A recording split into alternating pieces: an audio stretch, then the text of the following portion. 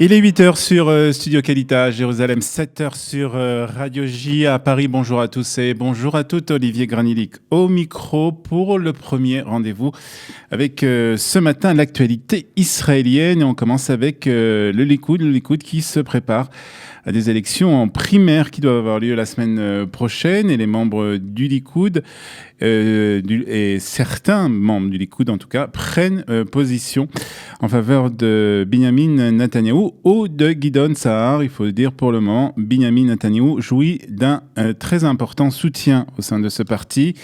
Et un membre du Likoud, David Amsellem, le député David Amsellem, a déclaré que choisir entre Netanyahou et Sa'ar revenait à choisir entre une Mercedes et une Susita. Une Susita, c'est une marque de voiture israélienne dans les années 50. Lors de cette même interview, on a demandé à Amsellem ce qui se passerait si Gideon Sa'ar gagnait les élections primaires au Likoud. Je m'occupe pas de science-fiction, a répondu le ministre des Communications. Gideon Sa'ar a de son côté réussi à convaincre des nouveaux membres du Likoud à le soutenir face à Binyamin Netanyahou. Après Yoav Kish et Michal Shir, ce sont Eti Attia et Sharon Haskel, deux députés qui ont annoncé leur soutien à Gideon Sa'ar. Le député Chaim Katz, qui représente, il faut le dire, une force importante au sein du Likoud, devrait lui aussi annoncer son soutien ce soir à Gideon Sa'ar et participer au premier meeting politique organisé par Gideon Sa'ar, un politique de soutien bien entendu à Gideon Sa'ar,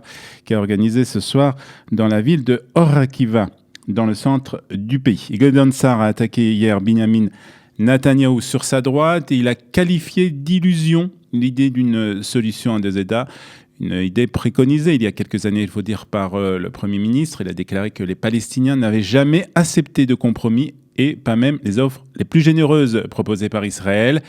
D'innombrables gouvernements israéliens ont essayé de faire avancer cette idée d'une solution à deux États. Et elle n'a jamais été satisfaite par autre chose que le rejet palestinien, a déclaré Gideon Sa'ar. Et le président de la nouvelle droite, Yamin Hadash, le ministre de la Défense, Naftali Bennett, a annoncé hier l'ouverture d'un recensement national dans les rangs du parti. L'objectif, ouvrir le parti au plus grand nombre et étendre les activités, les activités sur le terrain. Selon Naftali Bennett, le parti La Nouvelle Droite, qui a été formé il y a environ un an, se prépare à une course indépendante dans la campagne électorale et travaille donc sur plusieurs lignes d'action. Il a aussi déclaré que l'ouverture du recensement est une nouvelle étape dans l'installation du parti en tant que formation indépendante avec ses propres institutions. Naftali Bennett a déclaré « J'invite tout le peuple d'Israël à participer à la constitution de cette nouvelle droite, de ce nouveau parti ». Dans le même temps, le député Matan Kahan a affirmé que Ayelet Shaked, qui fait aussi partie de ce parti, à Yamin Hadash, se présenterait avec le parti lors des prochaines élections. De son côté, Ayelet Shaked reste, elle, silencieuse et examine plusieurs solutions pour les prochaines élections qui auront lieu au mois de mars prochain. Notre invité, 8h15 sur Studio Qualita, sera Yom Tov Khalfon, qui est bien entendu le représentant francophone du parti Yamin Hadash. Nous parlerons bien entendu de ces derniers développements.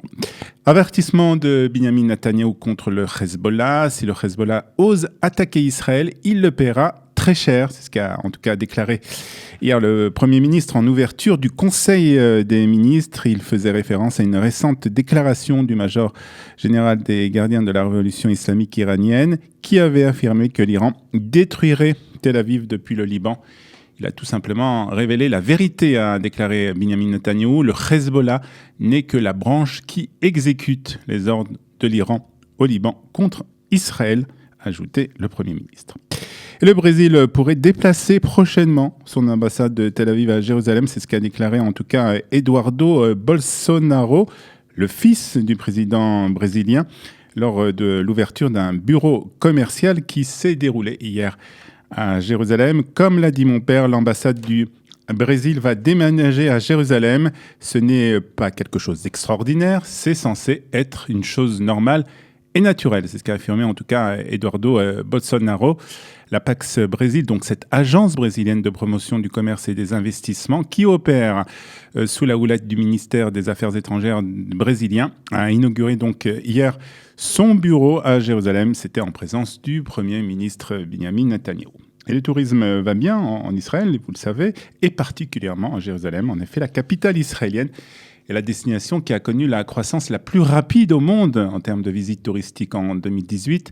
La ville sainte a progressé de 6 places dans le classement des top 100 des destinations urbaines en 2018, en atteignant la 61e place avec près de 4 millions de touristes étrangers, soit une hausse de 12% par rapport à 2017. Et selon cette même enquête, les villes les plus visitées au monde en 2018 ont été Hong Kong, Bangkok, Macao, Singapour, Londres et Paris, avec plus de 19 millions de touristes. On termine avec la météo israélienne de ce lundi 16 décembre, le 18 qui se lève.